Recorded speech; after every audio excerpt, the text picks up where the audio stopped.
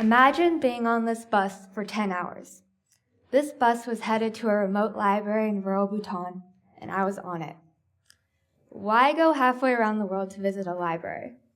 Well, because I was visiting the library that I had built, and this is the community that welcomed me when I arrived. My name is Thomsen, I'm 16, and I'm a junior at Malibu High School. I've lived in Malibu my whole life, except for my 6th grade year when I lived as a global nomad. My parents told me when I was 11 that they had sold the family business, rented out the house, and sold the cars.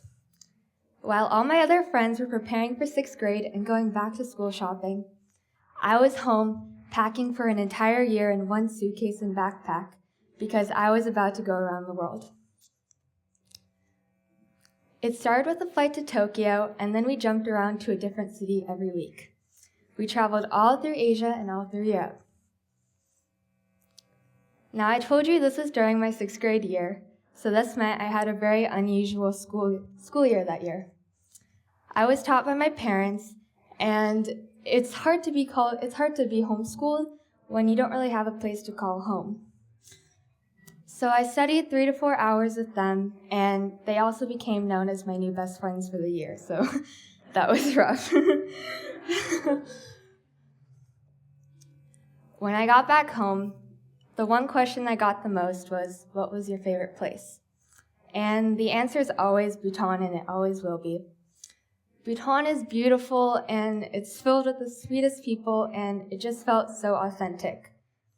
Bhutan is also known for being the happiest place on earth, which really is their official title, and it makes complete sense.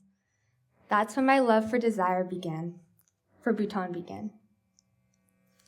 While I was in Bhutan, I met a family of farmers who had a lot of children. They're about 5, and when I talked to them, I discovered that they each wanted to be something different when they grew up.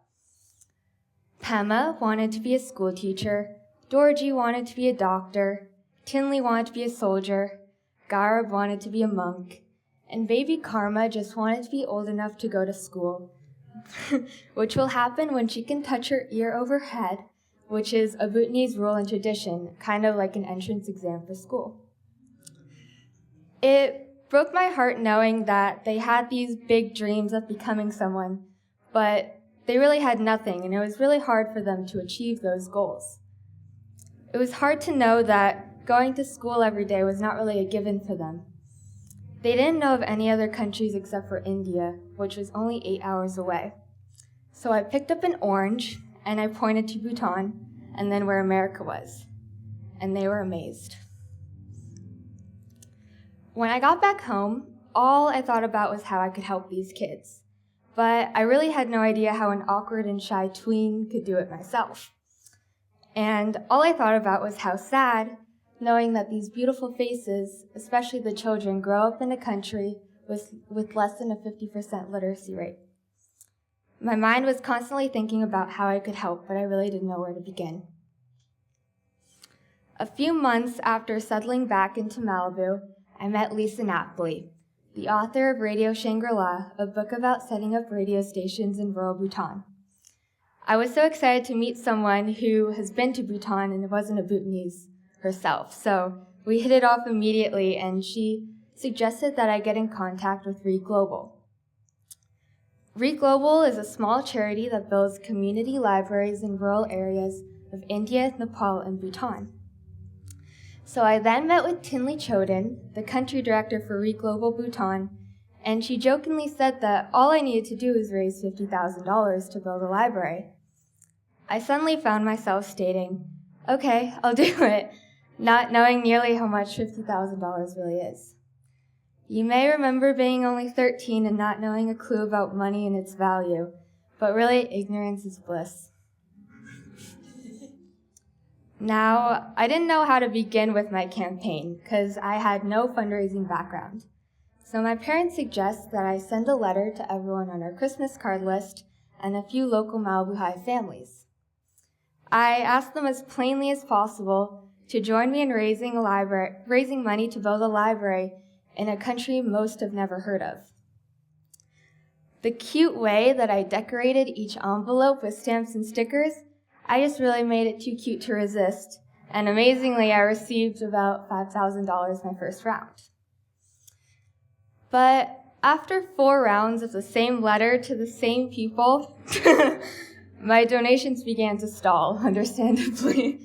And that was a really hard time for me, because that's when I realized how hard fundraising really is.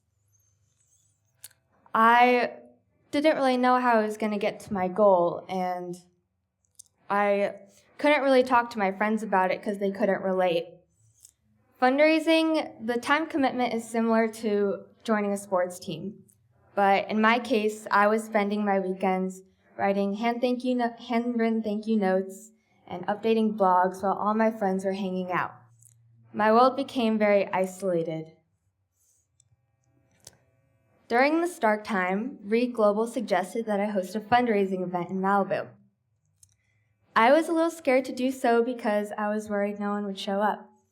But a family friend offered to host a fundraiser at her home, and I had 75 people showed up. And that just warmed my heart seeing everyone there to support me in my project, and I raised $10,000 that night. I was now halfway to my goal, and I believed that I could really do this. This kind of pushed my efforts to really fight for Bhutan. Read Global was impressed by my commitment, and they began construction on the library, even with the shortage of funds. This was really great because then I can show the donors that this is really happening, and not just a crazy dream of a kid. But the difference for me was huge because I saw a library go up with real families who would be affected, and it was incredible to see that happen. By October 2012, the library was completed and opened, and a few months after that, I had raised all the money. It took me 2.5 years to actually fully accomplish my project. The library is home to 3,000 books, 4 computers, a TV room, a young children's play area, and a women's development section which provides counseling. It provides a community of villagers of 4,000 who otherwise have no resources to books, TV, or the internet. This last spring, I made the journey out to see the remote library for the first time. I first flew 24 hours, and then I got on the bus for another 10 hours, constantly making turns through the Himalayan mountains and sometimes having to forge rivers. I was a little scared that we weren't going to make it. But suddenly, I turned around yet another corner, and I found an entire line of community members singing, dancing with tears in their eyes, and it was a magical moment. That visual caused my throat to close up while my eyes just shot out tears, and I really couldn't get off the bus for about 5 minutes. The next 2 hours were the most beautiful of my life. I was honored, serenaded with dances, both traditional and Bollywood style, and hugged and kissed by everyone. The library was beautiful, and I couldn't have asked for it to be any nicer or filled with better books. While I was there, I made a deep connection with the 2 librarians who work there. They were 18 and 19, and we just hugged and cried when we saw each other because we couldn't believe this was the day we've been waiting for to meet each other, and it was here. It truly was the best day of my life. Fundraising in Bhutan will always be a part of my life now. I hope my example inspires some of you to actually follow your desires and, find some charities that really make you cry and make a difference.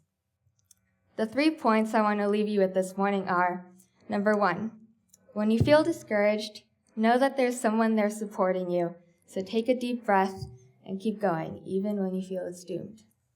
Number 2, dream big and then make that dream bigger.